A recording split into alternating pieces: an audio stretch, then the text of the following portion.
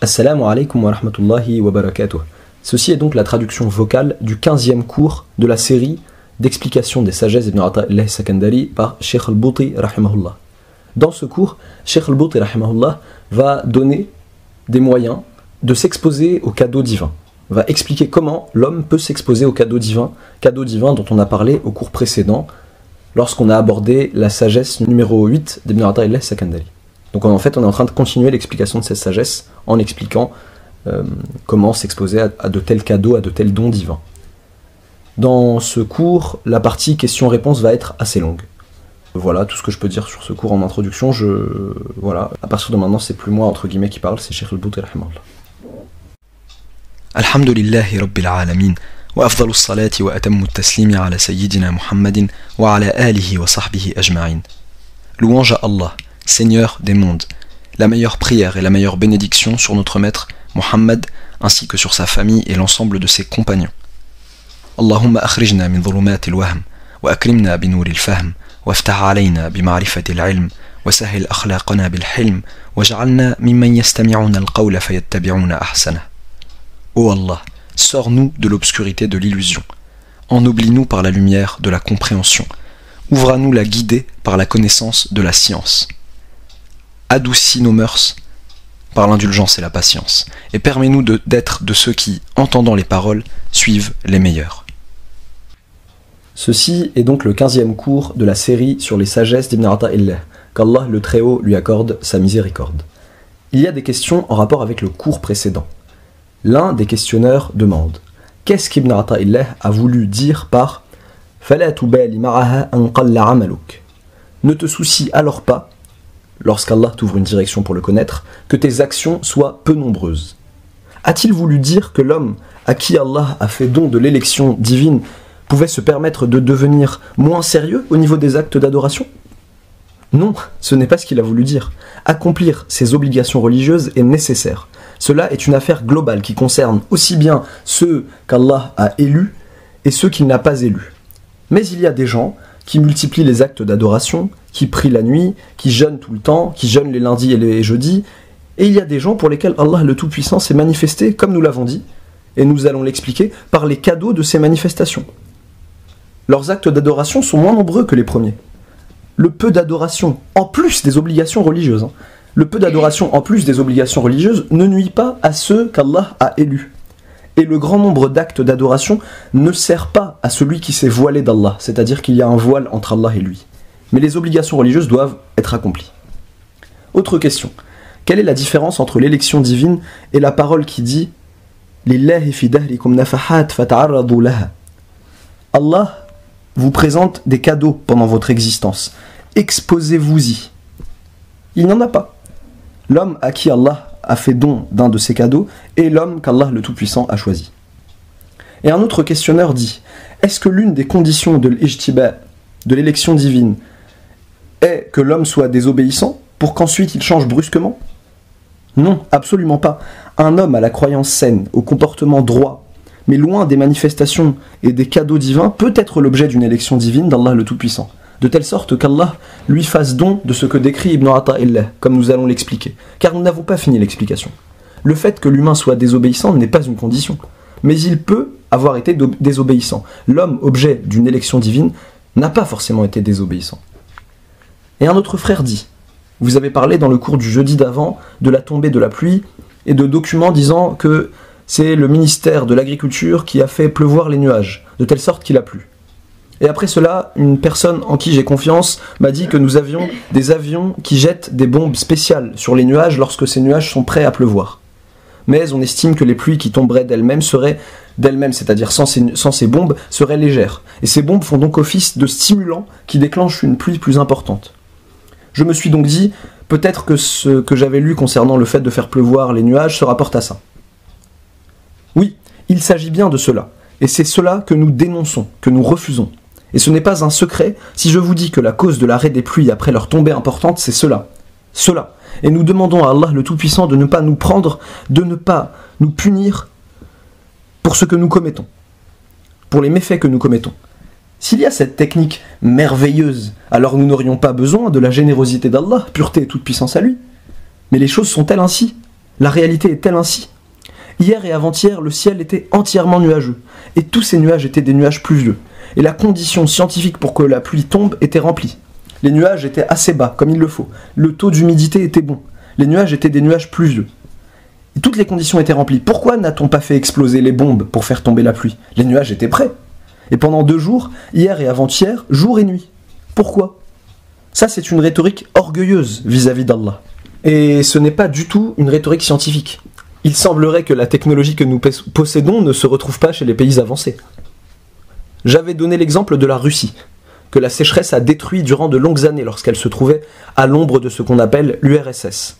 Pourquoi la Russie ne jouissait-elle pas de la technologie que nous possédons nous? Pourquoi ne s'était-elle pas débarrassée de la sécheresse de l'époque par le biais de ses bombes? Le monde entier était au courant de cette sécheresse. Pendant de longues années, la Russie importait son blé des États-Unis, s'humiliant de la sorte. J'étais au Maroc. Le Maroc a souffert de la sécheresse. Bon, pourquoi n'a-t-il pas délaissé l'istisqa, la demande de la pluie à Allah, au profit du fait de provoquer la pluie lui-même? Pourquoi? Les technologies que nous possédons, il les possède, et peut-être même en mieux. Peut-être même. Pourquoi? Pourquoi alors? Maintenant, cette situation que vous voyez, quelle est sa traduction? Quelle est son expression? Sa traduction est le fait que le Seigneur des mondes dise la chose suivante. Vous avez ouvertement exprimé que vous n'aviez plus besoin de l'istisqa, de demander la pluie, parce que maintenant, vous utilisez cette technique de déclenchement de la pluie. Je vous laisse donc, je vous abandonne donc à cette technologie. Cela n'est pas un secret. Cela est logique.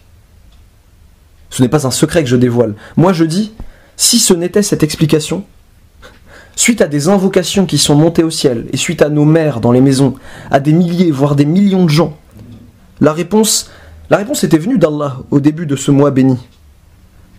Autrement dit, la pluie est tombée au début du mois de Ramadan. Et elle était censée durer.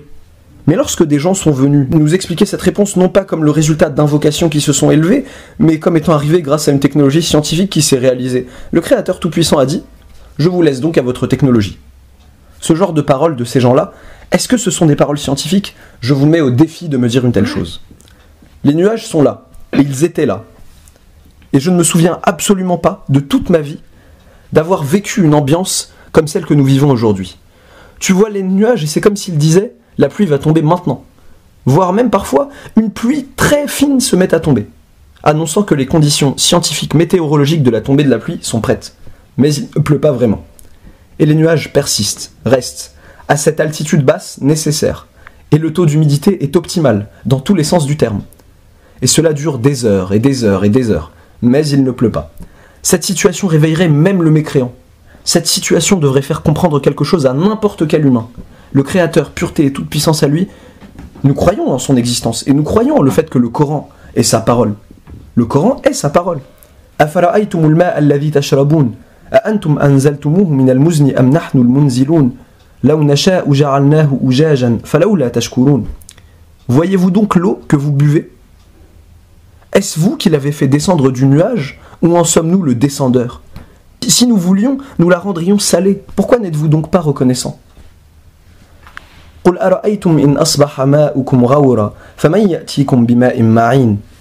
Dis, voyez-vous, si votre eau était absorbée au plus profond de la terre, qui donc vous apporterait de l'eau de source? Oui.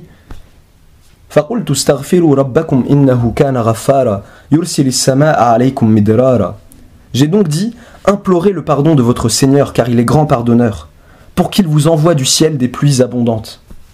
Et nous, ou bien nous croyons en Allah, ou bien nous ne croyons pas en Allah. Si nous croyons en Allah, alors cela est sa parole.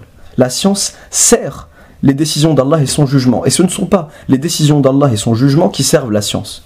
Qu'est-ce que la science? La science est un ensemble d'organisations que notre Seigneur a transmises et a établies dans cet univers. Nous y réfléchissons, nous en prenons connaissance et alors nous les apprenons. C'est cela la science. La science représente des fruits de l'organisation établie par le Seigneur des mondes. Dès lors, notre science s'inscrit dans le cadre de l'organisation d'Allah, et ce n'est pas l'organisation d'Allah qui s'inscrit dans le cadre de la science. Ça, c'est le b.a.-ba. C'est simple, c'est très clair, dans tous les sens du terme. Et cela ne présente aucun problème. Mais il y a des gens qui disent, et ce genre de propos se répète souvent sur les langues de ceux qui sont sujets au doute, qui se mettent dans le doute, il y a des gens qui disent « Regardez l'Europe. Elle est encore plus éloignée que nous de la voie, de la foi et de l'islam. Et elle est encore plus plongée dans les péchés. Et malgré cela, Allah lui fait don des pluies et des neiges. Et des neiges y tombent sans discontinuer en hiver. Bon, quelle est la sagesse derrière cela? Peut-être ai-je déjà évoqué les frères dans un propos répété, que des millions ont entendu, le fait qu'Allah le Tout-Puissant peut faire don de sa miséricorde, de sa clémence à ses esclaves pour deux raisons. La première raison est la multiplication du refuge auprès d'Allah et la sincérité du fait de supplier à sa porte. Et cela ne peut être que par la demande de son pardon et le repentir de ses péchés. Et le repentir de nos péchés. Dès lors, le Créateur a promis de répondre favorablement à quiconque fait cela. Et je vous ai dit que c'est ce qui s'était passé au Maroc. Je suis un témoin oculaire de cela. Et les pluies sont tombées en quantité et sans discontinuer. Bon. La seconde raison, c'est la miséricorde. C'est la clémence réciproque. Lorsqu'Allah le Tout-Puissant voit parmi les sociétés une société dont les membres sont miséricordieux, cléments les uns envers les autres, il se montre clément avec cette société.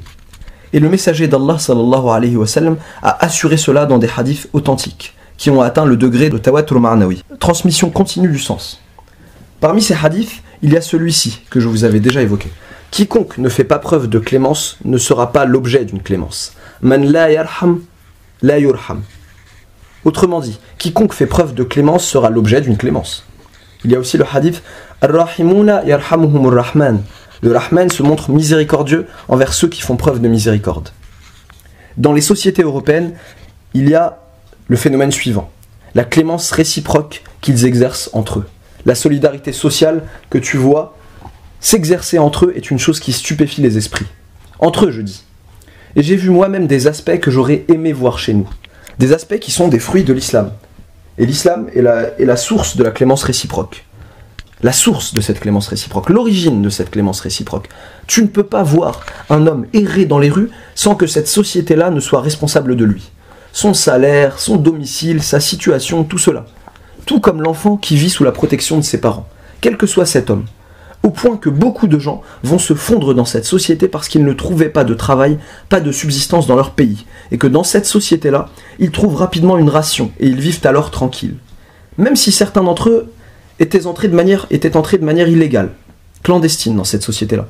Tu marches dans cette société-là et tu entends alors les sirènes des ambulances.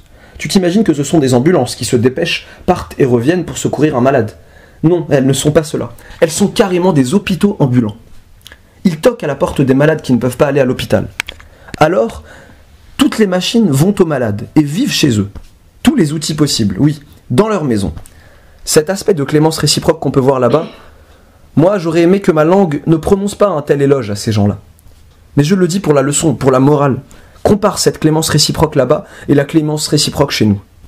Combien de ces milliards qui ont été dépensés il y a environ 2 mois? Des milliards, disent les agences d'information. Combien de ces milliards ont été dépensés ce mois-ci pour les pauvres?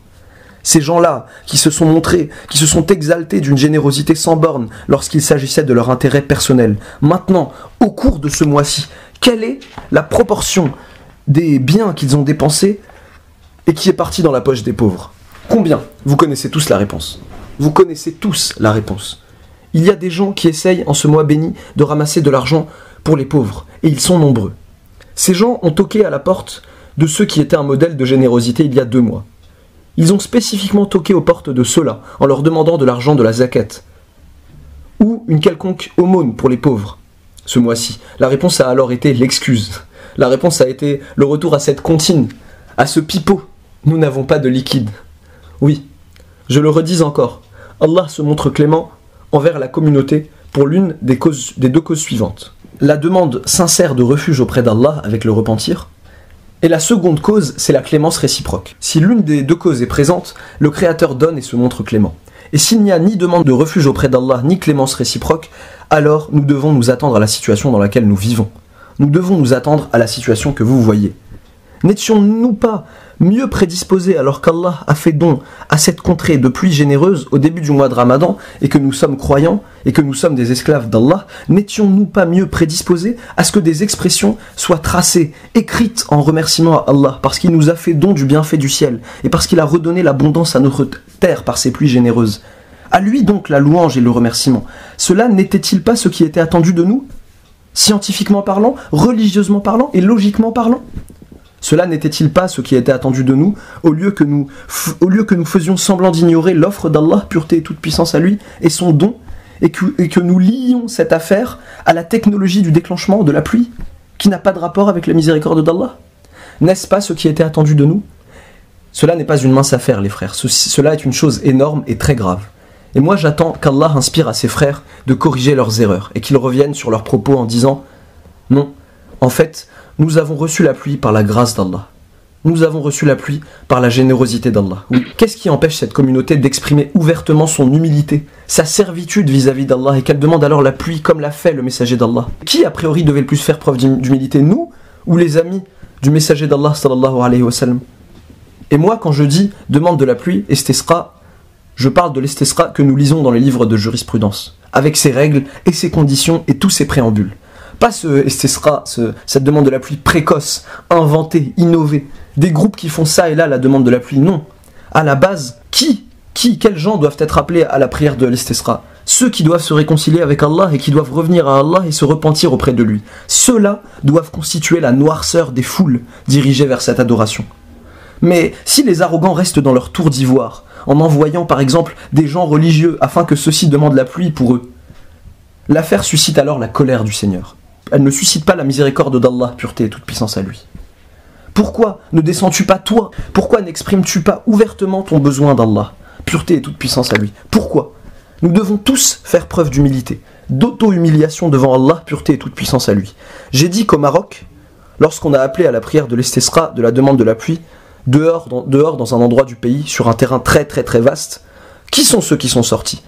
Toutes les classes de la société, tous les officiers, et dans des habits tout à fait normaux, et encore moins que ça. Les ministres, les responsables, les intellectuels, les professeurs d'université, tous sont sortis. Et parmi eux, il y en avait qui pleuraient. Et parmi eux, il y en avait qui suppliaient. Les enfants, les femmes. Bon, quel en a été le résultat?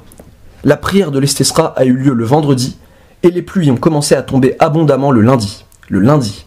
Des pluies généreuses, tout à fait étranges. Et sur toutes les langues, on entendait « Allahumma lakal hamdu ya Rabb » « Oh Allah, louange à toi, ô Seigneur » « Allahumma hadha fadluk, hadihi ni'matuk » « Oh Allah, ceci est ta grâce, ceci est ton bienfait » Ils ont ainsi fait le lien entre le bienfait d'Allah et Allah, le bienfaiteur. Ils n'ont pas fait le lien entre le bienfait et la technique de déclenchement de la pluie. Et malgré cela, nous continuons de supplier Allah le Tout-Puissant pour qu'il lève de nous son courroux et sa colère. Pour qu'il lève de nous son courroux et sa colère, les frères. Il faut que nous sachions que la science est un servant de la décision d'Allah et que ce n'est pas la décision d'Allah qui est une servante de la science, de quelque manière que ce soit. Dites donc, hier, ces nuages remplissaient l'étendue de notre ciel et avant-hier, pareil. Où est donc le procédé de déclenchement de la pluie? Pourquoi n'ont-ils pas déclenché la pluie? Pourquoi? Et depuis le début de l'hiver, il y a eu des nuées de nuages et encore de nuages. Pourquoi les déclencheurs de la pluie dormaient-ils? Après que les pluies soient tombées, ils ont dit « Nous avons déclenché la pluie et elle est tombée ». Pourquoi ne disent-ils pas « Nous avons un projet, un programme dans une semaine et dans une semaine la pluie va tomber ». Je ne parle même pas d'islam là, je parle juste de logique. Depuis le mois de septembre jusqu'à aujourd'hui, le ciel a été couvert de nuages la plupart du temps, n'est-ce pas? N'est-ce pas? Et pas un jour n'est passé sans que nous n'ayons dit « Il va pleuvoir ». Où sont donc les moyens de déclenchement de la pluie? Pourquoi n'ont-ils pas déclenché la pluie? Et même, combien avons-nous entendu? Combien avez-vous entendu à la météo? Demain, une énorme occasion pour qu'il pleuve. Des pluies généreuses vont tomber, elles vont tomber, elles vont tomber, elles vont tomber. Où sont donc ces pluies? Cela, c'est la logique de l'arrogance. Nous sommes des esclaves d'Allah, pureté et toute puissance à lui. Nous nous réfugions auprès d'Allah, et Allah, pureté et toute puissance à lui, nous donne. Oui, et je lui demande, lui, le Tout-Puissant, de tous nous guider vers la rectitude de son droit chemin, de nous guider et de guider tous nos frères, et qu'il leur fasse prendre conscience de cette réalité que nous énonçons. L'un des frères dit, ou plutôt il semblerait qu'il m'ait entendu dire, alors que je disais l'invocation connue Allahumma hab talihana li salihina fa illam yakun fina salihun fa habna jami'an li sa'ati fadlika wa rahmatik. Oh Allah, accorde ton don aux mauvais parmi nous par le bienfaisant parmi nous. Et s'il n'y a pas de bienfaisant parmi nous, alors accorde-nous tous ton don par l'étendue de ta grâce et de ta miséricorde. On dirait qu'il a cru comprendre que j'ai dit hab salihana li talihina. Accorde ton don aux bienfaisants parmi nous par les mauvais parmi nous. Bien sûr, cela est une erreur. Si jamais je l'ai dit, c'est que ma langue a fourché. Quant à la bonne invocation, c'est celle-là. Allahumma hab talihana li salihina fa illam yakun fina salihun fa habna jami'an li sa'ati fadlika wa rahmatik. Ô Allah, accorde ton don au mauvais parmi nous par le bienfaisant parmi nous, et s'il n'y a pas de bienfaisant parmi nous, alors accorde-nous tous ton don par l'étendue de ta grâce et de ta miséricorde. Nous revenons à la sagesse d'Ibn Ata'illah, dont nous n'avons pas encore fini l'explication. إذا فتح لك وجهة من التعرف فلا تبالي معها أن قل عملك فإنه ما فتحها لك إلا وهو يريد أن يتعرف إليك ألم تعلم أن التعرف هو مورده عليك والأعمال أنت مهديها إليه وأينما تهديه إليه مما هو مورده عليك. Lorsqu'il t'ouvre une direction pour le connaître, ne te soucie alors pas que tes actions soient peu nombreuses, puisqu'il ne t'a ouvert cette direction que pour que tu le connaisses. Ne sais-tu pas que le connaître est un don de sa part, alors que tes actions sont un don de la tienne? Et comment comparer ce que tu lui donnes et ce qu'il te donne? Je résume ce que j'ai dit et je le complète. L'homme, quel qu'il soit, arrive à Allah le Très-Haut, tout d'abord par la connaissance d'Allah le Tout-Puissant. Il le connaît, puis sa connaissance le pousse à l'adoration, le pousse à s'éloigner des interdits. Dès lors, dans la mesure où la connaissance par le serviteur de son Seigneur est vaste et profonde, eh bien dans cette mesure-là, à cette mesure-là, l'homme est avec Allah. Et il s'élève au degré de l'ihsan, de la bienfaisance, c'est-à-dire qu'il adore Allah comme s'il voyait Allah. Quant à l'homme qui n'a pas connu Allah, ses actes d'adoration ont plus trait à des traditions, au mimétisme, au fait de recopier. Et partant de cela, les diables peuvent s'emparer de lui rapidement, de même que les passions. Bon, comment l'homme peut-il connaître son Seigneur? La page de cet univers est le meilleur livre par lequel l'homme peut connaître son Seigneur. La page de cet univers.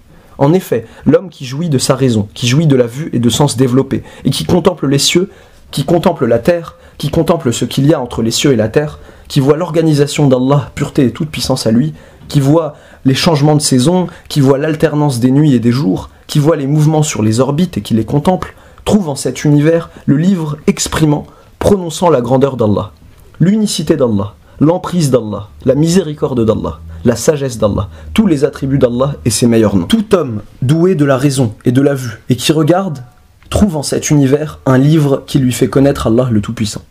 Mais il y a des gens qui regardent à droite, à gauche, en haut, en bas, et qui reviennent tels qu'ils étaient, sans connaître Allah le Tout-Puissant. Quelle en est la cause? La cause en est que ces gens-là, lorsqu'ils regardent les composantes de cet univers, les regardent à travers leurs envies, à travers leurs désirs, à travers ce qui les fait baver parmi les délices qu'ils voient. Il y a donc l'homme qui, lorsqu'il sort dans la rue, voit les mets, les nourritures délicieuses, voit les scènes qui déchaînent les désirs de l'âme, voit les femmes, voit ce qui incite aux désirs et aux passions. Ces choses-là qu'il voit devant lui l'empêchent de contempler ce qu'il y a derrière cela. Ces choses-là mettent un voile entre lui et la contemplation de ce qu'il y a derrière elle. Il s'arrête alors aux frontières des passions, des intérêts et des désirs qui le font baver. Dès lors, cet humain peut fixer, regarder les composantes de l'univers autant qu'il le veut. Même si en effet il voit en ses composantes un livre exprimant et prononçant la grandeur d'Allah et sa présence, il est pris par ses désirs et ses passions. Il peut fixer ce livre de l'univers autant qu'il le veut, ce livre ne lui fait pas connaître Allah. À qui peut-on comparer un tel homme? À un homme qui a des penchants artistiques étonnants en ce qui concerne la calligraphie et l'écriture. Il tombe sur un livre de Coran et l'ouvre comme ça. Le Coran est écrit avec une écriture magnifique. Et ce livre est orné d'une très belle décoration et de gravures artistiques magnifiques. C'est vrai qu'il a lu le livre d'Allah, et qu'il l'a vu et qu'il l'a lu.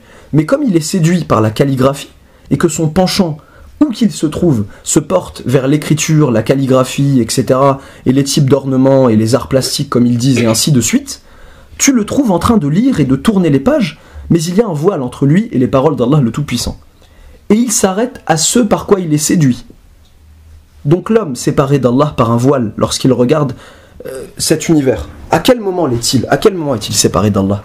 Quand ses désirs, ses passions sont déchaînés et qu'il s'y abandonne, de telle sorte qu'il ne contemple cet univers que pour prélever des visions de l'univers, des scènes de l'univers, celles qui répondent, qui interagissent avec ses désirs, ses passions, ses délices, ses plaisirs, etc. Il ne va pas au-delà de ça. Cet homme-là, il se peut qu'il prie, qu'il jeûne, qu'il lise le Coran, mais ses actions sont traditionnelles, elles ont trait à du recopiage. Ce que nous dit Ibn Ata'illah, « Idha fataha laka wijhatan min at-ta'arruf » lorsqu'il t'ouvre une direction pour le connaître, « Cette ouverture, c'est que tu regardes le monde autour de toi et que tu passes à travers les pages des désirs et des passions auxquelles tu t'arrêtes. Tu les traverses pour ce qu'il y a derrière, au-delà d'elles. Tu regardes la fleur, tu regardes le fruit sur l'étalage, tu regardes les gens qui partent et qui reviennent, tu regardes cet air, ce climat bizarre pour l'hiver, tu regardes les pluies qui tombent, tu regardes les plantes par lesquelles la face de la terre verdit. Tu regardes tout cela en ayant dépassé tes désirs, tes pulsions, tes passions, tes plaisirs, tes délices. Que trouves-tu dans cette situation?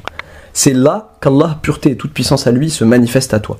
C'est là que tu te trouves en face de feuillets qui expriment ouvertement la grandeur d'Allah, l'emprise d'Allah, le pouvoir d'Allah, la sagesse d'Allah, la miséricorde d'Allah, pureté et toute puissance à lui. Et dès lors, tu trouveras que les manifestations d'Allah, les dévoilements d'Allah, pureté et toute puissance à lui, auront dominé ton cœur. Et à partir de là, tu te trouveras dans une situation qui t'éloigne des univers et qui te met devant leur créateur, pureté et toute puissance à lui. C'est cela le sens de « Idha fataha laka wijhatan minat ta'arruf » lorsqu'il t'ouvre une direction pour le connaître. Cela se fait par le biais de la contemplation, un biais ouvert à tout le monde. Si alors l'humain jouit de cela, il dépasse, il traverse les aspects de l'univers, les aspects de ses éléments. L'exemple que j'ai évoqué, celui du livre du Coran, du calligraphe et de l'amateur d'art, est très clair en ce sens. Si tu traverses, si tu dépasses ces aspects, tu t'exposes alors à ce cadeau divin dont parle Ibn Ata'illah. Bon, lorsque tu t'exposes à ce cadeau, Allah te choisit. Il se dévoile à toi d'un dévoilement qui te permet de le connaître. Bon, on peut à ce stade se poser la question suivante. Quel chemin emprunter pour parvenir à cela? C'est-à-dire, moi je veux me débarrasser de mes passions, me débarrasser de mes désirs. Lorsque je marche dans la rue, je ne veux pas être captivé par la vue des belles maisons, alors que je rêve d'en construire une semblable. J'aimerais, lorsque je vois les plaisirs et les délices, ne pas m'arrêter à ces plaisirs, ne pas faire en sorte qu'ils chatouillent mes désirs et mes envies terrestres. Par quel moyen passer à travers? Par quel moyen les dépasser pour lire à travers les lignes qui me permettront de connaître le Seigneur des mondes? Les chemins vers cela, comme nous l'avons dit, il y en a deux. Ou bien l'auto-humiliation, l'auto-avilissement constant vis-à-vis d'Allah, ou bien qu'un ébranlement te vienne de la part d'Allah. Le premier chemin est l'auto-avilissement, l'auto-humiliation. Et nous l'avons dit, tous les chemins menant vers Allah sont pleins de monde, parce que chacun espère y trouver sa part. Quant à l'auto-humiliation vis-à-vis d'Allah, ce n'est pas le cas, car l'auto-humiliation est le contraire de ce que l'âme voudrait. Mais l'homme, même s'il est désobéissant, même s'il est corrupteur, mais en reconnaissant sa corruption, en reconnaissant sa désobéissance, cet homme-là, lorsqu'il regarde les gens, pense que tous les gens sont meilleurs que lui. Tous les gens qui vont et viennent sont meilleurs que lui, parce qu'il est désobéissant, qu'il a commis telle et telle chose, qu'il est déviant, corrupteur, etc. Tu trouves alors qu'au fond, il est constamment brisé. Il a les sentiments brisés. Mais pas pour les gens, mais plutôt pour Allah, pureté et toute puissance à lui. Cet homme brisé, Allah l'attirera certainement vers lui un jour ou l'autre. Le mot attirer n'est pas dans le sens du mélange, dans le sens physique, ce n'est pas cela que nous voulons dire. L'attirera veut dire qu'Allah, pureté et toute puissance à lui, le choisira, le rapprochera de lui. Donc, quiconque s'avilit, s'humilie vis-à-vis d'Allah, s'expose à ses cadeaux. C'est le contraire exact de l'orgueilleux. Celui qui s'enorgueillit, même par ses actes d'obéissance, est séparé d'Allah, pureté et toute puissance à lui, par un voile. Nombreux sont les gens qui se sont enorgueillis vis-à-vis d'Allah par leurs actes d'obéissance, de telle sorte qu'ils ont été chassés de la miséricorde d'Allah le Tout-Puissant. L'exemple de Bal'am ibn Ba'ura. Bal'am ibn Ba'ura faisait partie des plus grands adorateurs et des plus grands savants, mais il s'est enorgueilli par ses actes d'obéissance et d'adoration, et il a alors été chassé.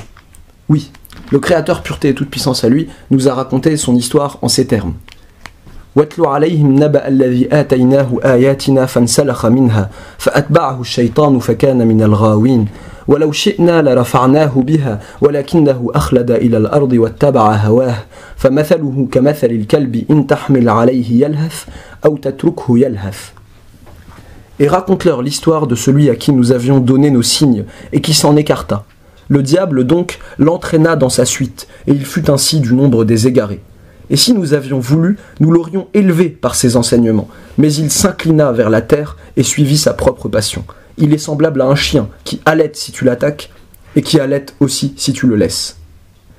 Et ça, c'est un homme qui s'est enflé d'orgueil devant Allah par ses actes d'obéissance et pas par ses péchés. Que dire alors de celui qui s'enorgueillit vis-à-vis d'Allah par ses passions, par ses péchés, par sa corruption, par sa déviance? Que dire de lui? Donc, l'auto-humiliation est la première porte par laquelle l'homme entre sur le terrain de la miséricorde divine, par laquelle il s'expose à ce cadeau divin.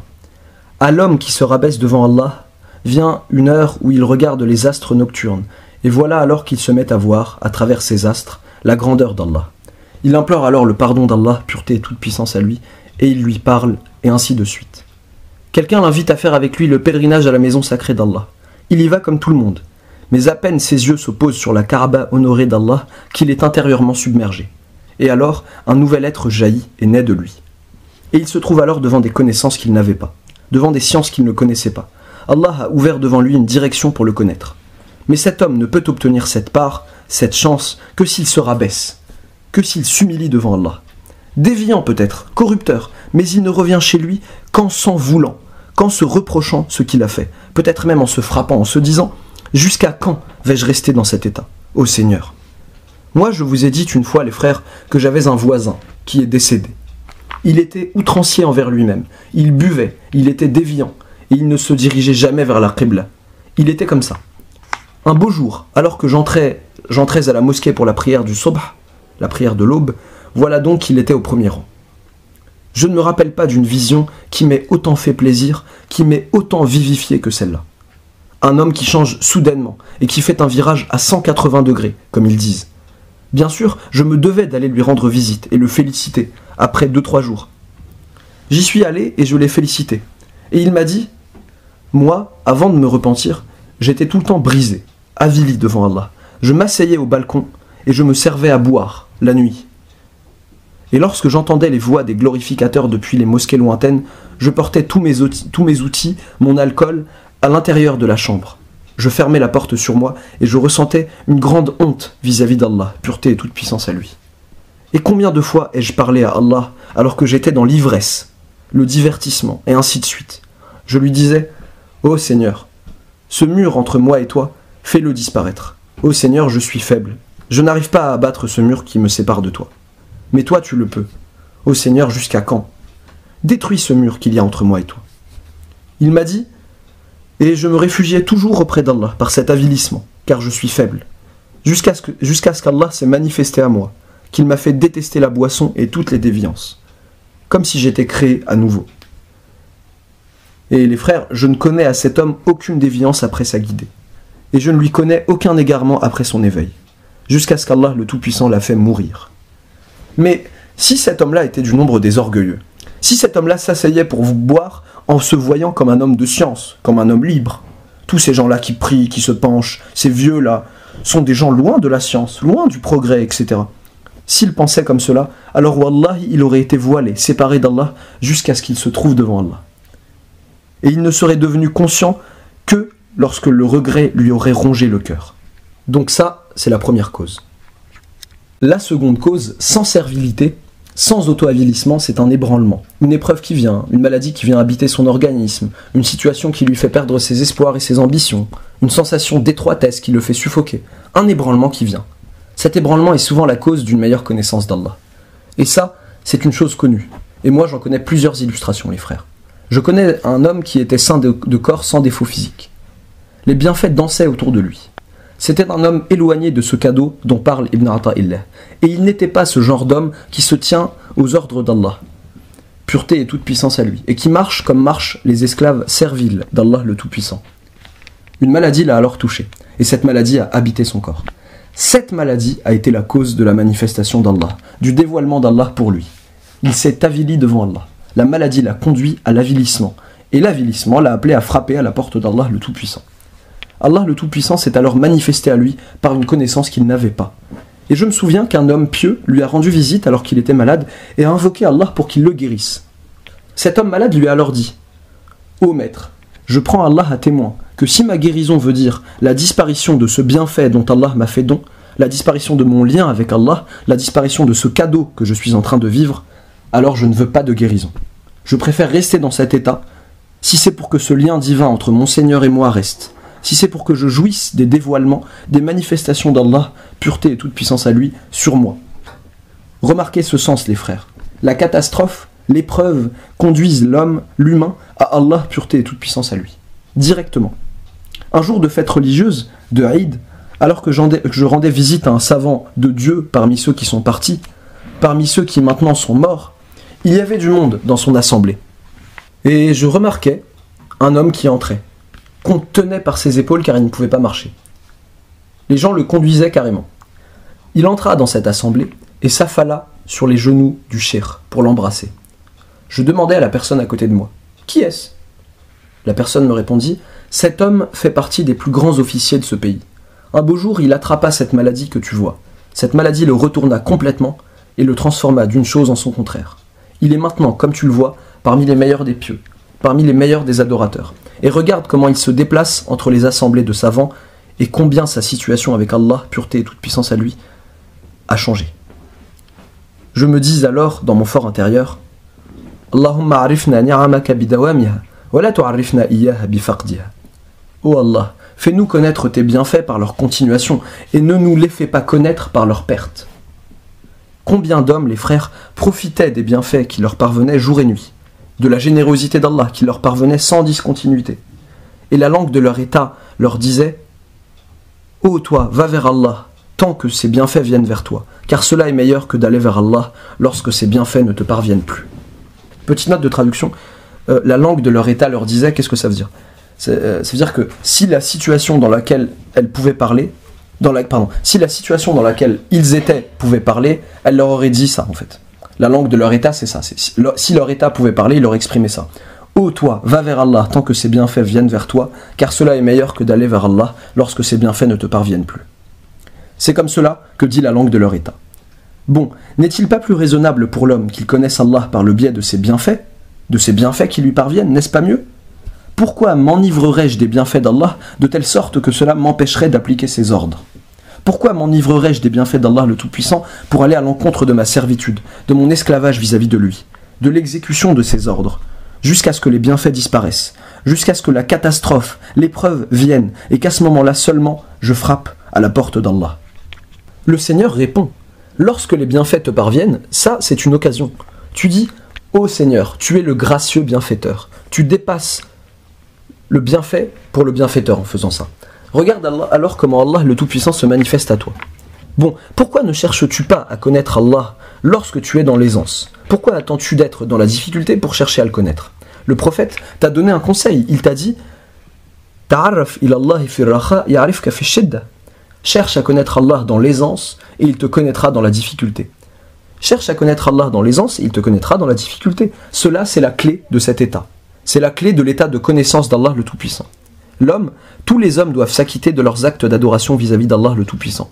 Mais il y a l'homme qui s'acquitte de son acte d'adoration avec délectation, en ressentant le délice. Et il y a l'homme qui s'acquitte de son acte d'adoration par mimétisme, mécaniquement. Et peut-être que lorsque ce dernier pratique son adoration, peut-être que ses sentiments sont tournés vers sa vie d'ici-bas, ses envies, sa maison, sa femme, etc. Bon, comment peux-tu pratiquer ton adoration avec délectation lorsqu'Allah le Tout-Puissant se manifeste à toi par un de ses cadeaux? Il y a en fait une troisième cause par laquelle nous conclurons notre cours. C'est le fait de fréquenter les pieux, les hommes bienfaisants. Fréquenter les pieux, s'asseoir avec les pieux est une chose très très étrange. Mais à une seule condition, que tu t'assoies avec cet homme pieux sans t'enorgueillir vis-à-vis de lui. Et toi, tu t'exposes à des cadeaux divins dans l'assemblée de cet homme pieux. Ta façon de le voir reflète les manifestations d'Allah le Tout-Puissant sur ton cœur. Tu te retrouves dans un état que tu ne connais pas. On pourrait parler longuement de ce sujet, mais je termine le cours par une histoire. Peut-être avez-vous entendu parler d'un des plus grands cheikhs de Syrie, un cheikh qui s'appelle Mohammed al-Hamid. Il habitait à Hama. Cet homme-là avait, au cœur de sa vie, une doctrine déviante. Il avait une doctrine déviante. Un jour, alors qu'il marchait avec un ami le long d'une voie de chemin de fer de Hama, ils apprirent que le cheikh Abu Nasr Khalaf, qu'Allah lui accorde sa miséricorde, était venu visiter Hama. Le cheikh Abu Nasr Khalaf faisait partie des plus grands pieux, des plus grands savants et des plus grands soufis parmi les soufis sincères dans leur soufisme. Tous deux, c'est-à-dire Mohammed al-Hamid et son ami, se mirent à parler de cet homme. Son ami lui dit « Cheikh Hamid, pourquoi ne pas aller rendre visite à cet homme? Allez voir. » Il lui répondit « Ça ne sert à rien. C'est des gens à la aqida, à la doctrine, à la croyance déviante. Puis ils en parlèrent encore. On peut toujours aller voir, lui rendre visite, voir qui est ce cheikh Abu Nasr, dont ils disent ceci et cela. Ils entrèrent tous deux dans la salle où se tenait son assise, et ils y prirent place. Ils s'assirent en face de lui. Après peu, et comme il y avait dans l'assise du cheikh certains fredonneurs, des fredonneurs de chants religieux, le cheikh Abu Nasr tourna son regard vers eux, leur demandant de lui faire entendre quelque chose. Allah inspira ces fredonneurs à dire les vers suivants, qui commencent ainsi. كان لي ظل رسوم فاستوت شمسي فزال عشت بالمحبوب حقا بعدما كنت خيالا. En moi se dessinait une ombre. Mon soleil s'établit alors et l'ombre disparut. Je vécus véritablement avec l'aimé après avoir été fiction. Et ainsi de suite. Cheikh Mohammed el-Hamid fut alors comme foudroyé et poussa un cri qui effraya tous ceux qui étaient assis, et Cheikh Hamid tomba à terre. Puis il se réveilla et embrassa la main du cheikh Abu Nasr Khalaf. Il s'assit à côté de lui demanda pardon et lui demanda de lui donner quelques formules de dhikr et d'invocation à réciter régulièrement, parmi les textes existants, les textes saints et authentiques. Et le cheikh Mohammed en sortit avec une nouvelle personnalité, avec une nouvelle doctrine. Et Allah le Tout-Puissant s'est manifesté à lui par des dons qui ont persisté jusqu'à sa mort. Ça, c'est parce qu'il avait pris part à l'assise d'un homme pieux. Fréquenter les hommes pieux peut faire ce que l'antidote ne fait pas. Mais si un homme entrait dans l'assemblée d'un homme pieux pour se moquer de lui, avec une mauvaise intention, avec un mauvais dessein, non, celui-là s'éloignerait encore plus d'Allah, pureté et toute puissance à lui. Nous demandons à Allah le Tout-Puissant de faire en sorte que nous fassions partie des bien guidés, des choisis, et nous lui demandons de nous faire marcher sur les deux chemins. Le chemin du jihad, c'est-à-dire de l'effort, de la multiplication de l'évocation d'Allah, et le chemin de l'exposition aux dons, aux cadeaux d'Allah, pureté et toute puissance à lui. Et nous lui demandons de ne pas faire de nous des prisonniers de nos envies et de nos passions. Walhamdulillahi Rabbil Alamin. اللهم اجمعنا عليك وفرقنا عليك ولا تجعل حوائجنا إلا إليك. اللهم اهدنا فيمن هديت وعافنا فيمن عافيت وارفع اللهم مقتك وغضبك عنا ولا تؤاخذنا بما فعل السفهاء منا واهدنا جميعا يا رب العالمين إلى اتباع أوامرك والالتزام بهديك والسير على صراطك يا أكرم الأكرمين وأكرمنا بنعمة السماء يا ذا الجلال والإكرام. اللهم اسق عبادك يا أرحم الراحمين وأحي بهيمتك وانشر رحمتك. اللهم أنت غني عنا ونحن فقراء إلى رحمتك، كلنا فقراء إليك، الذين يطرقون بابك والذين يعرضون عن بابك كلهم فقراء إليك، فنسألك اللهم بافتقارنا جميعا إليك أن ترفع عنا مقتك وغضبك. اللهم إن قلوب عبادك بين إصبعين من أصابعك تقلبها كما تشاء، فوجه قلوب عبادك أولئك إلى السير على صراطك. طهرهم من الكبرياء، طهرها من الكبرياء، طهرها من العناد، وجهها الوجهة التي أمرت بها يا رب العالمين.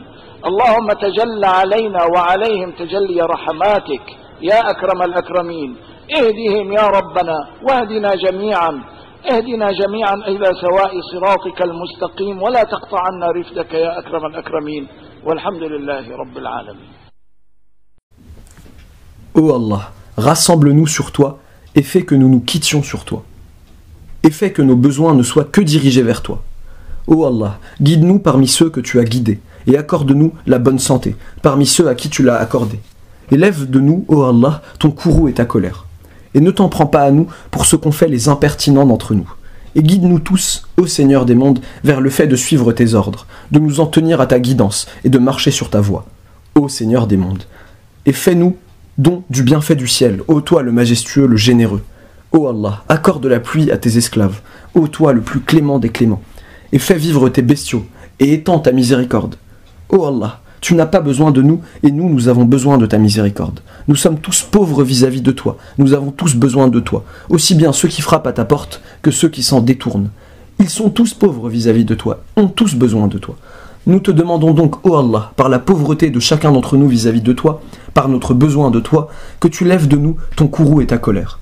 Ô Allah, les cœurs de tes esclaves sont assurément entre deux de tes doigts, et tu les retournes comme tu le veux. Oriente donc les cœurs de ces esclaves qui sont tiens vers la marche sur ta voie. Purifie-les de l'orgueil. Purifie ces cœurs de l'orgueil. Purifie-les de l'entêtement. Oriente-les vers la direction que tu as ordonnée, ô Seigneur des mondes. Ô Allah, manifeste-toi à nous et à eux par les manifestations de tes miséricordes, de ta miséricorde. Ô toi, le plus généreux des généreux. Guide-les, ô notre Seigneur, et guide-nous tous. Guide-nous tous vers la rectitude de ta voie droite et ne nous coupe pas de ta subsistance. Ô toi, le plus généreux des généreux. Walhamdulillahi Rabbil Alamin.